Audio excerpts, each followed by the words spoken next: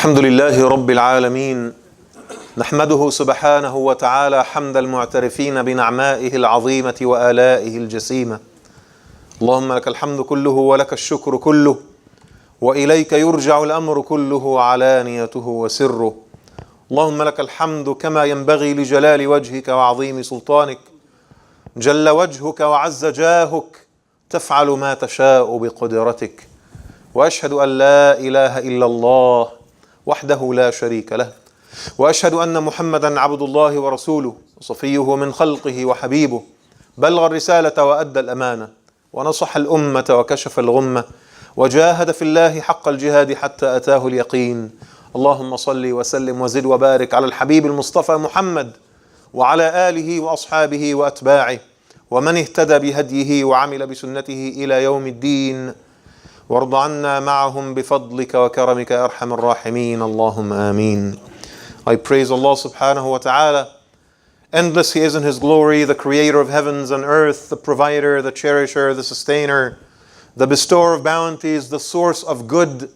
I thank Allah subhanahu wa ta'ala for the blessings that He has granted us and our loved ones, and I express my gratitude to the Lord in words and action. And I say Alhamdulillah for the blessings I know, Alhamdulillah for blessings I know not. I bear witness that there is no deity worthy of worship save Allah, and I bear witness that Muhammad is Allah's final prophet and messenger, the bearer of glad tidings, the role model to be followed, sallallahu alaihi wasallam. May the peace and the blessings of Allah be upon him and his family and his descendants, his companions and their followers, and all the righteous men and women that walk steadily in their footsteps. And I ask Allah to make each and every one of us among them. Allahumma ameen. My dear brothers and sisters, I greet you with the greeting of Islam. Assalamu alaikum wa rahmatullahi wa barakatuh. One of the most wondrous stories in the Quran, one that we are taught as children, that bears so many beautiful meanings and lessons and secrets, is the encounter that took place between Moussa alayhi salam and Al-Abd al-Salih, the righteous man, Al-Khidr alayhi salam. The surah is mentioned in detail in Surah Al-Kahf.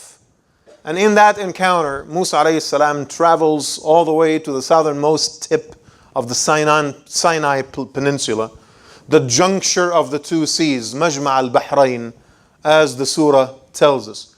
And it is at that location that he meets this mysterious man. The Quran calls him Al-Abd al-Salih, the righteous man, the righteous worshipper. And in the ahadith, the tradition of the Prophet Muhammad sallallahu alayhi wasallam, his name is Al-Khidr alayhi salam. And they had basically three events, and it is through those three events that Moussa was supposed to be taught something. The first one, they board a ship. People were very nice to them. The righteous man pokes a hole in the ship, which basically will either sink the ship or at least put it out of commission. And of course, Moussa alayhi salam was upset and he questioned that behavior. The second event that took place was when the righteous man took the life of a seemingly innocent child. And the third one is when the righteous man rebuilt a post or a fence around the house that belonged to that city that was not nice to them. They refused to feed them, and the righteous man did not even request any compensation for rebuilding the fence. We all know the story, and we read Surah Al-Kahf every Friday. And most people get caught up in those three lessons and the three encounters between Al-Khidr alayhi salam and Moussa, and they forget that there is a tremendous, tremendous story that led up to this. A story that is not mentioned in the Quran. And we ask ourselves, Moussa alayhi salam is a prophet, he's a father, he has children, he has leadership responsibilities. The people of Israel are divided. The community is just recovering and healing from what the Samaritan did, dividing up the community, collecting the jewelry and melting it and building a calf. Last time Moussa alayhi salam left his own people and went to the mountains in order to talk to Allah subhanahu wa ta'ala and appointed Harun, a lot of bad things happened to the community. Yet, Moussa alayhi salam still abandons his post and leaves his people behind. He takes with him Yusha bin Nun, a future prophet himself, Prophet Joshua, as his assistant, and he leaves Harun alayhi salam to lead the Israelites at a very critical juncture when they have already resided in the easternmost part of the land of Egypt, very close to the present-day border between Egypt and Palestine. And they are about to embark upon a battle to deal with the Philistines that were in control of Palestine at the time. It is in the midst of those critical circumstances that Moussa alayhi salam leaves his people and abandons his post and ventures into the unknown in order to meet a mysterious man that he never met before. Yes, the story bears great lessons, but what prompted Moussa to do all of this? And that's what I wanted to talk to you about today. But before I do, I wanted to share with you a social commentary, an opinion of mine, an observation, if you will. In the age of social media, in the age of smartphones, in the age of postmodernism and consumerism, we have become extremely lazy and very fragile and very weak. We are constantly complaining. All the problems that we have are not born of our own choices, but rather we blame somebody else. It is society, it's the circumstances. We have to complain constantly. And we live in this perpetual state of victimization. We are all victims. Victims of politics, victims of the economy, victims of circumstances, victims of layoffs, victims of corporate America, victims of MBS, victims of Sisi, victims of Trump. We love to victimize ourselves. And with victimization and victimhood comes the blame game. My issues and my challenges have to be blamed on somebody else. So blame it on the federal government. Blame it on Republicans. Blame it on Trump. Blame it on smartphones. Blame it on Netflix. Blame it on the movies. Blame it on popular culture. Just find an object to blame so that you can get off the hook and not put any responsibility on yourself. Nobody takes any responsibility whatsoever. No one has a vision of what they want to do with their own lives, and no one has the resolve to carry it out. And what makes all of this worse, brothers and sisters, is that we have become so politically correct as modern human beings. We've become so politically correct, and we're all competing for the middle, the virtual middle that everyone is competing for. We're trying to say things that are acceptable by most people. Take positions that will be accepted by most people, right? No one takes a stance anymore. No one wants to make a principled decision that is driven by value and right and wrong and not the consideration of political correctness. If you are surrounded by liberal-leaning people in the real world or on social media, you are likely to say things that satisfy liberal-leaning people. You will say favorable things about the LGBT community, and you'll say favorable things about feminism, and you will say terrible things about Republicans and conservatives and guns and so forth. It's just rhetoric. It's just rhetoric. And if you're a conservative person surrounded by conservative-leaning people, you will likely say very favorable things about Trump. You will say horrible things about immigrants and socialism and so on and so forth. We seldom find someone that actually asks themselves, what is it that I need to do that is right, that is principled, that is values? And then say it and do it and take the heat for it. No one is ready to offend people. Well, God forbid. Offend someone? We don't want to offend anybody. That's what I hear. I don't want to offend anyone. Well, you should offend someone. Otherwise, you're going to be mute. The only way to avoid offending anyone is to not say a word. Are you willing to live like this? You need to deliberately offend some people if you were to say something that pleases Allah subhanahu wa ta'ala. And with that, brothers and sisters, we have become very, very mellow and extremely impressionable and extremely malleable. We've become like Play-Doh. We are bent and shaped like this. The powers that be, people that hold the status quo, can shape us the way they herd us like goats and sheep. And everyone lost the taste for battle. Nobody wants to fight anymore. Nobody wants to take a stance and to challenge others and say, this is the right thing, and I'm willing to do it, and I'm willing to live and die for it, and I'm willing to lose relationships over it. Some of my friends will be very upset if they hear me say this, but it's the right thing to say, and I gotta say it. No one is willing to do that. And here's the thing. Malleable people, soft people who are lazy, who don't want to stand for anything, are not dependable. They're not reliable.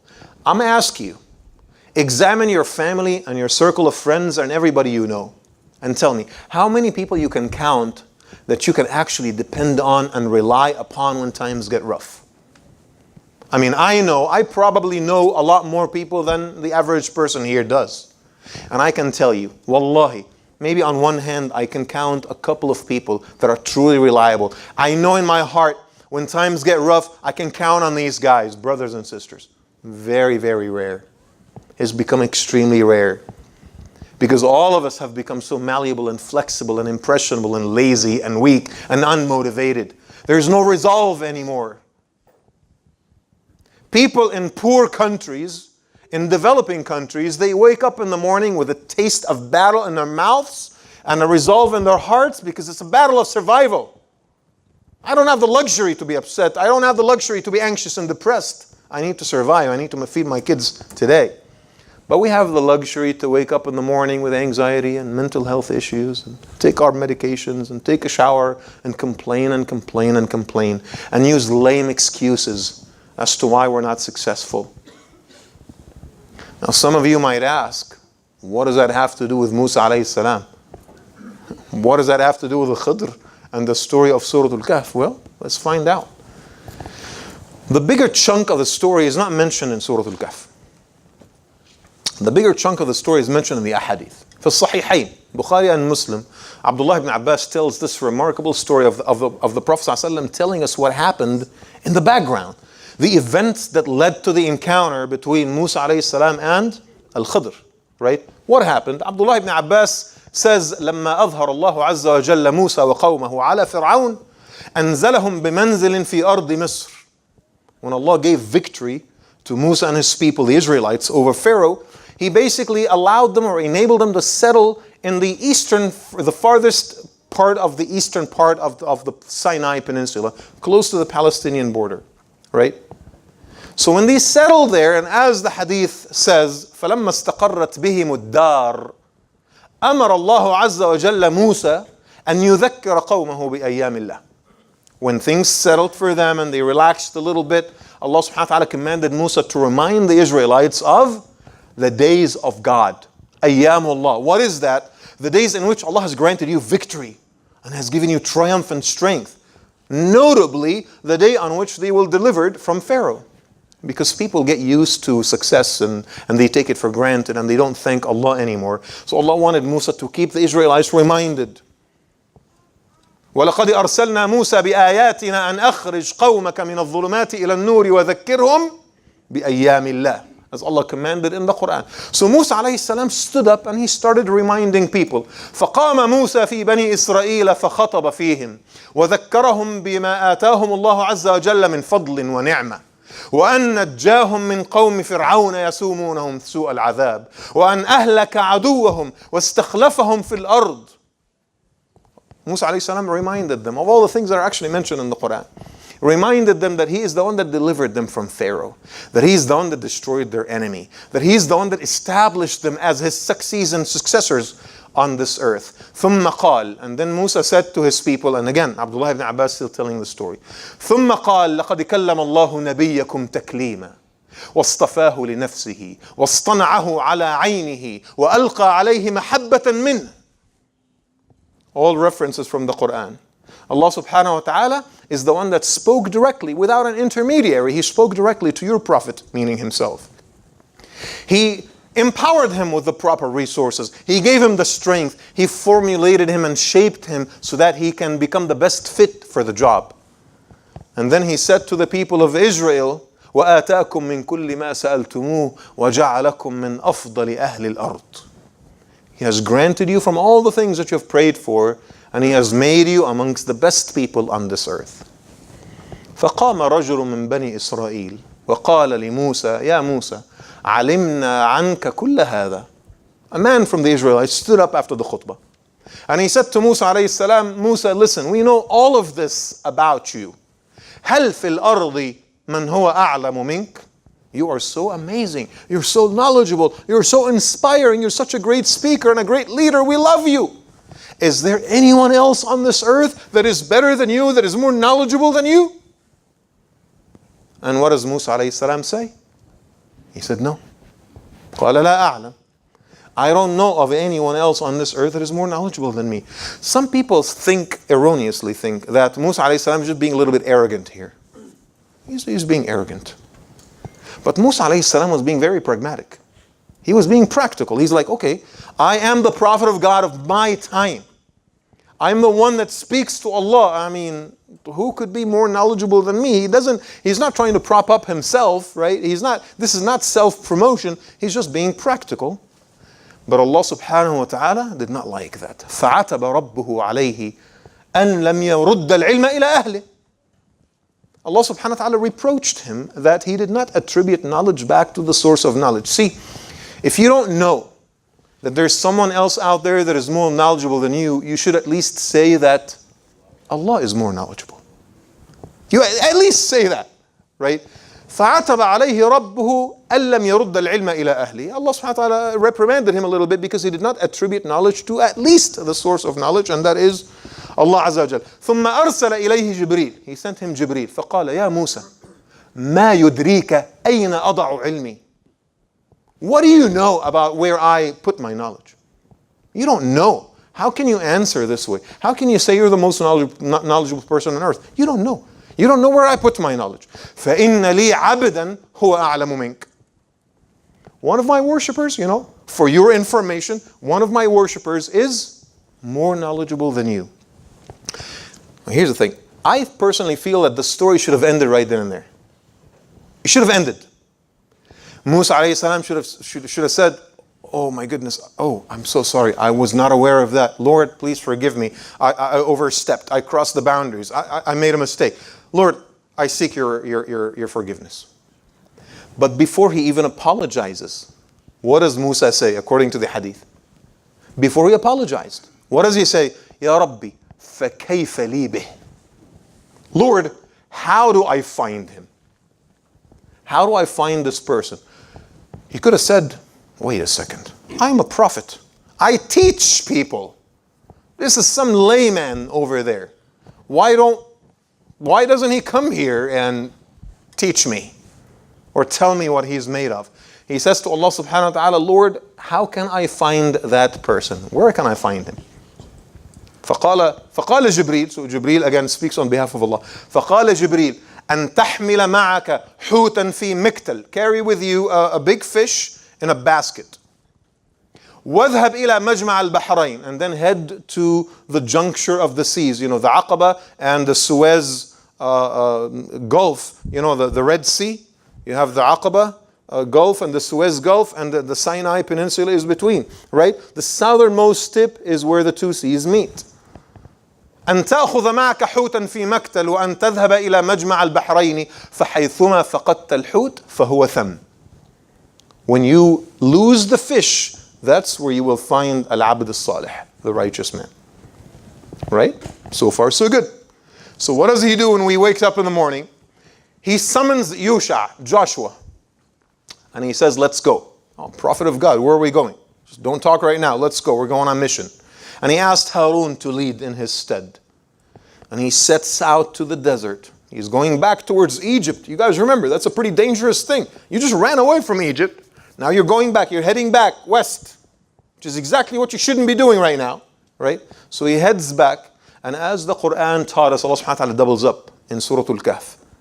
وَإِذْ قَالَ مُوسَى لِفَتَاهِ. In fact, this is the very first ayah in the discussion telling us the story. وَإِذْ قَالَ مُوسَى لِفَتَاهُ لا أبرح حتى أبلغ مجمع البحرين أو أمضي حقبة.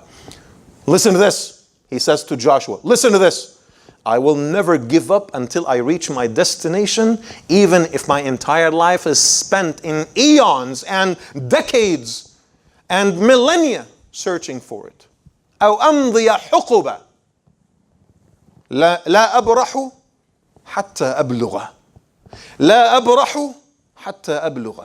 I will never abandon my mission. I will never give up until I reach my destination.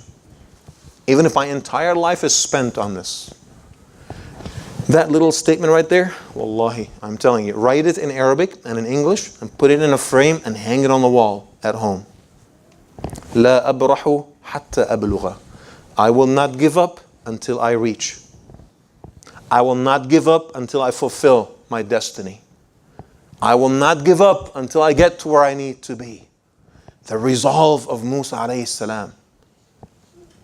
This is not the attitude of someone that was reprimanded by God. He should have just apologized and said, okay, I messed up, I made a mistake. Rather, he creates a sense of mission because it just occurred to him, wait a second, there's a man out there that is more knowledgeable than me.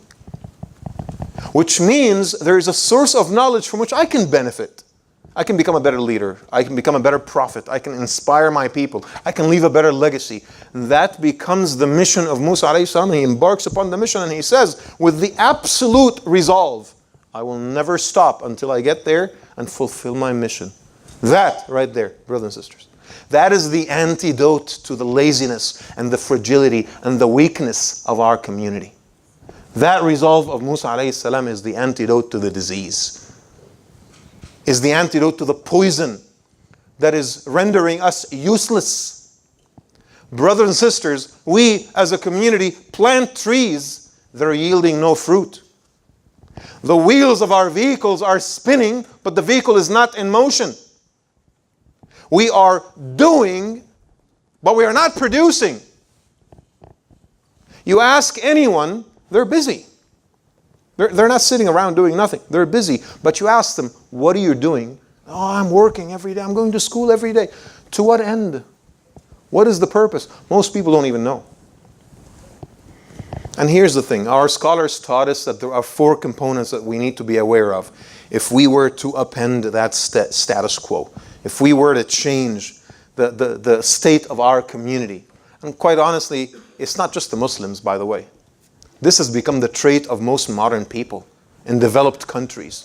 Muslims and otherwise, we've all become like this as a society.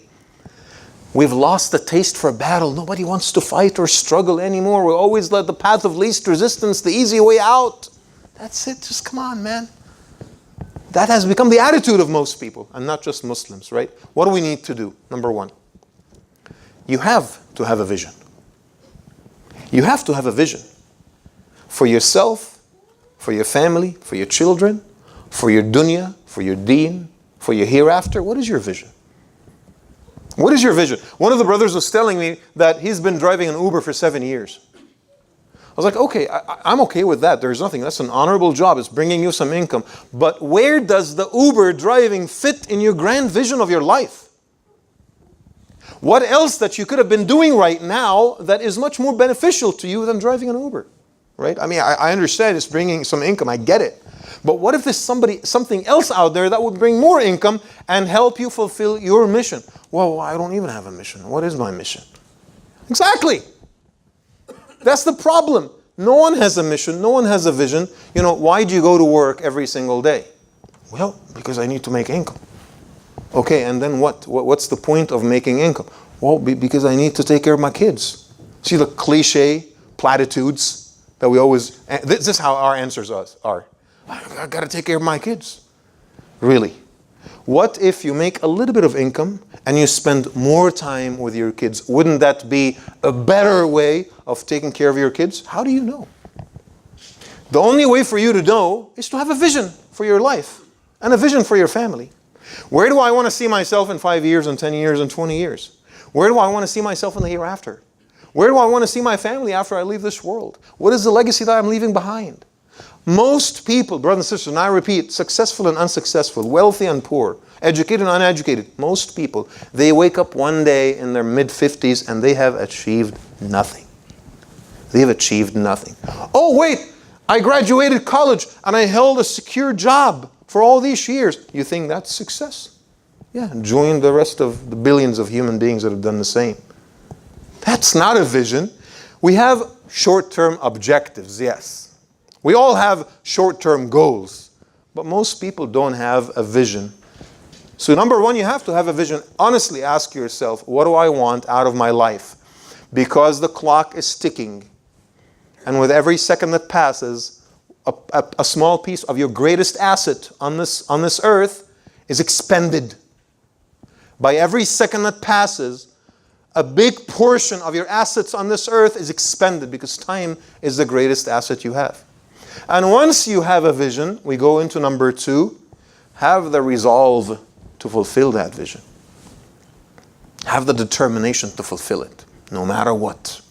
If this is what I want, this is what I know, this is what I need, this is what's good for my deen and dunya and akhirah, I need to fulfill that. Make some people upset in the process, oh, tough luck, I'm sorry, I'll apologize.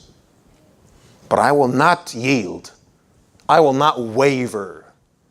I will not use nicer words. If in my heart I know my vision and I have the resolve to get there, I will try as much as possible to not offend people. But if I did, I'm not going to be swayed. That has to be the attitude. The spirit of a fighter. Our Muslim community, especially our Muslim community, needs to develop the spirit of a fighter. Right? So let's say that you have the vision and you have the resolve. What's the third step? The third step is to avoid the distractions. Because people will distract you.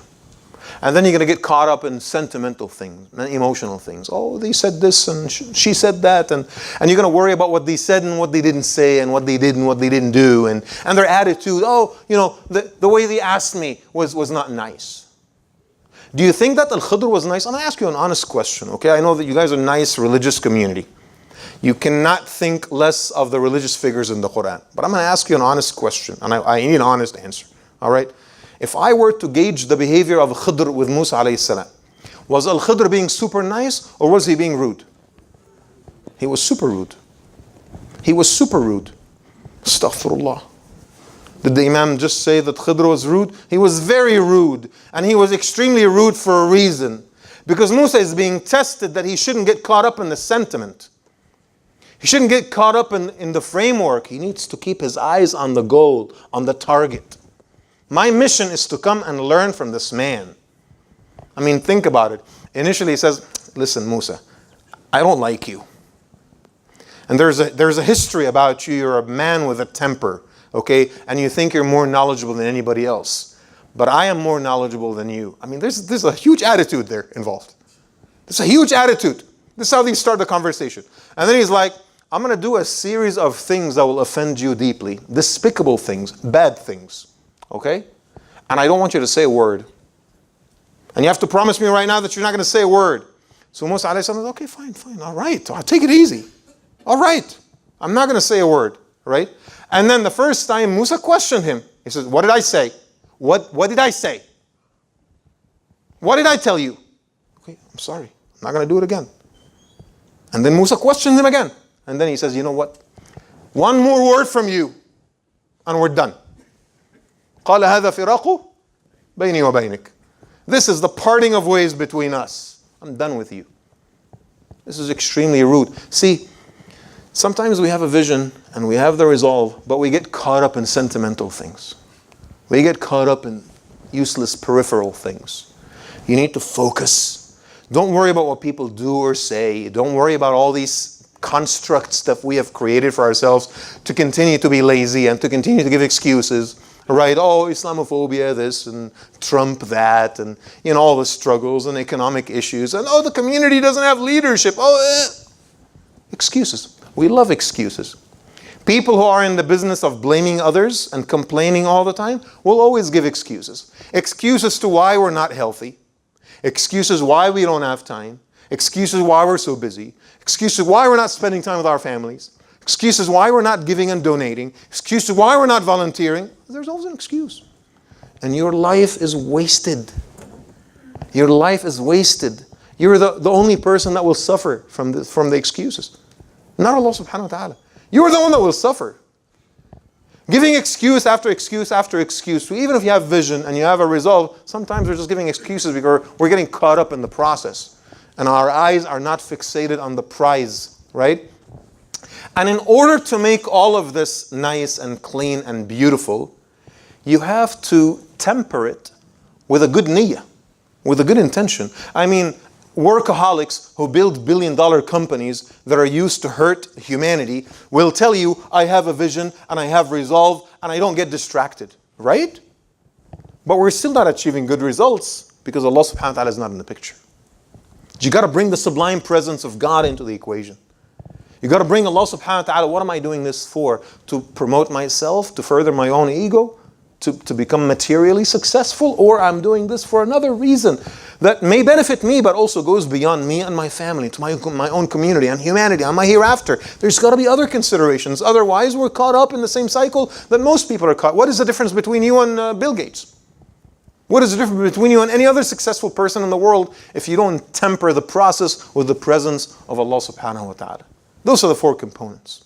And I ask Allah subhanahu wa ta'ala to accept our good deeds, to strengthen our hearts, and to accept our prayers on this beautiful day. Brothers and sisters, speak to Allah Azza wa Jal from the heart. ادعوا الله وأنتم موقنون بالإجابة. إن الحمد لله نحمده ونستعين به ونستهديه ونستغفره ونعوذ بالله من شرور أنفسنا وسيئات أعمالنا من يهده الله فهو المهتد ومن يضلل فلن تجد له وليا مرشدا وأصلي وأسلم على المبعوث رحمة للعالمين وقائد الغر الميامين محمد الصادق الوعد الأمين اللهم صل وسلم وبارك عليه وعلى آله وأصحابه والتابعين ومن تبعهم بإحسان إلى يوم الدين وارض عنا معهم بفضلك وكرمك أرحم الراحمين اللهم آمين. My dear brothers and sisters, the year 2019 is a year in which we chose beauty as a theme this year. Beauty of mind and heart, beauty of character, of speech, of clothes, of words. How can we live a beautiful life as brothers and sisters of the same community? How to stay inspired and to inspire others around us. And I wanted to remind you today of a beautiful component from the life of Moussa alayhi salam, and that is the beauty of his resolve, the clarity of his vision, and the beauty of his resolve. Once a clear purpose and a clear mission were presented to him, he was willing to leave his community behind and to leave his family behind and to leave his brother in charge, and he was willing to venture out into the unknown in order to have a private meeting with this man that is supposed to teach him something that he doesn't know. And that became the mission of Moussa alayhi salam, and the Quran eternalized that conversation when the Quran, Allah subhanahu wa ta'ala taught us in Surah Al-Kahf that Moussa said, لا أبرح حتى أبلغ مجمع البحرين أو أمضي حقبة. I will never abandon my mission until I arrive to where I need to arrive, even if I spend eons and millennia in the process, even if I spent an unthinkable amount of resources in the process. Our Muslim community today, brothers and sisters, lacks a component of resolve. We definitely lack a vision, but those of us who have a vision, sometimes they don't have the determination to get it done at any cost. It has to be clean, it has to be beautiful, it has to be sublime, it has to be pleasing to Allah subhanahu wa ta'ala. But once the vision is clear in your mind, and you know that you're not doing it out of whim or passion, you're not doing it to just promote yourself, you're doing it for the right reasons, I say, have the resolve to get it done no matter what. And avoid the distractions. And don't get caught up in the sentiment. Keep your eyes fixated on the prize. We need the spirit of resolve so much in relationships today. Men and women in marriages that are about to fall apart. And people who take the easy way out and seek divorce. You ask yourself, okay, where do I stand today? And where do I see myself in 5 years or 10 years? Am I better off with this person or worse off? Because no one is perfect. If you're 75% okay and the advantages outweigh the disadvantages, then make up your mind about that and decide that this is what you want. Let it come from you and not the circumstances. Let it come from you. Don't let the circumstances force you. Don't blame anyone. You make the decision. And then that is your decision. Don't get caught up in anything else. That becomes it. Focus on that. Make it work with resolve, with determination, no matter what. If my marriage, right, is the right thing for me, I'm going to fight right and left to make it work. Period. That's it. But most people don't even come to that conclusion. They get upset. And one offense leads to another offense, and then a year later, they go, I'm done. But did you examine your life without that person? Did you look at the long-term consequences? The children, the community, the family. Are you going to be able to fall in love again? Maybe you love that person a lot more than you think. But once you've decided that this is what I need, this is the right thing to do, that's your vision, right? Build a resolve to get it done. I will defend my marriage no matter what. The flip side of the coin, the opposite, is also true, by the way. If it occurs to you without any doubt that this marriage is not working and you are worse off with this person, and that the disadvantages outweigh the advantages, then make up your mind and decide to dissolve the marriage now. Don't take another ounce of pain. Don't take another ounce of pain, but you got to be clear. Your mind and your heart have to be clear about what you want. Again, that's why I said the first prerequisite is vision. You have to have the vision, then the resolve, and then don't get entangled in any other consideration, what people are going to say, what people are not going to say, the backlash. That is all sentiment. These are all distractions. Don't worry about that. Vision, resolve, and then don't get caught up in the distractions, right? We need that in the issue of pursuing knowledge. And I'm being very specific, by the way, with the examples that I'm sharing with you, because that is a reflection of the existing challenges in our own community. A lot of people complain, I don't have time to study the deen. I don't have time to study the Quran. I don't have to, I'm not Arab, and learning Arabic is a prerequisite to study the deen. I don't have time to study the deen. I'm so busy. I have a full-time job, yada, yada, yada. Excuses. These are excuses. You're wasting your life. Wallahi, your life is being wasted. You're 45 years old and you have the knowledge of a 5-year-old about the deen. You should be embarrassed. You're an adult. You should be embarrassed that you don't know enough knowledge about Islam. Don't give excuses. One of the brothers was saying, imams are inaccessible and they're busy, and some imams are very harsh, they're very judgmental. You know what? They're not more judgmental than Khidr alayhi salam, I tell you that. They were not harsher than the teacher of Moussa alayhi salam. Don't give excuses. Americans say, if there's a will, there's a way. And the Arabs say, in صح منك العزم أرشدت للحيل. There's always a way. You just need to decide. Most people live their lives without making any decisions. See, again, because we want to be politically correct. Keep the status quo as it is. Let it drag on for as long as I can, because change is painful. Just keep it. If I can keep pushing like this for another couple of years, I'll be good. Because nobody wants to take the knife and slice through the problem. People don't want to do that because they're so scared of the initial amount of bleeding. But sometimes the initial amount of bleeding is all you need, and then you cauterize the wound, and then you move on, and your life suddenly improves. We need the resolve of Moussa alayhi salam, لا أبرح حتى أبلغ. I will never give up or abandon my mission until I reach my destination. We need that in our own community. Our community needs to put its heads together and see where it wants to be in 5 and 10 and 20 years. And I'm not just talking about this community, I'm talking about our wider community. What is the vision of our community? Is someone working on a vision? And if someone is working on a vision, how can I help them? Can I bring something to the table? Can I bring ideas? How can I become an instrument in the fulfillment and the execution of that vision? If you are not concerned, and I'm telling you with honesty, if your heart is not concerned with the affairs of our Muslim community, then your iman is so weak. The Prophet ﷺ, if your heart is not aching with pain, with the struggles of our Muslim community, then your belonging to us is only nominal, is only fragile, is only peripheral. You gotta ache for the struggles of our Muslim community and become an instrument in getting some of those struggles resolved. And last but not least, and let me end with this, a lot of people think negatively of Moussa alayhi salam because he kept jumping curiously into asking questions. Hey, Moussa, come on, man, you made a promise that you're not going to say anything. Why are you second guessing Al-Khidr every time he does something? We always think, Moussa, he's a little bit rash. You know how Moussa is. One of the brothers was saying, you know how Moussa is, he's a little bit edgy. He's rash. Moussa was not being rash. He's a man that is honest to his mission.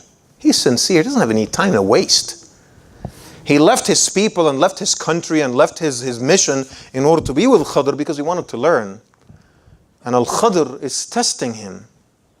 And he asked him to remain silent. I'm not going to be silent. I have questions. I need answers. I need to know what you're doing and why you're doing it. If any, I think that the curiosity of Musa alayhi salam asking these tough questions, even though he was asked not to, is just a reflection of his resolve and determination, and how the clarity of his vision and how true he was to his own mission. I ask Allah subhanahu wa ta'ala to grant each and every one of us a clarity of vision, and to grant us the resolve and determination to carry that vision out. I ask Allah subhanahu wa ta'ala to forgive our sins and to establish us firmly on His path.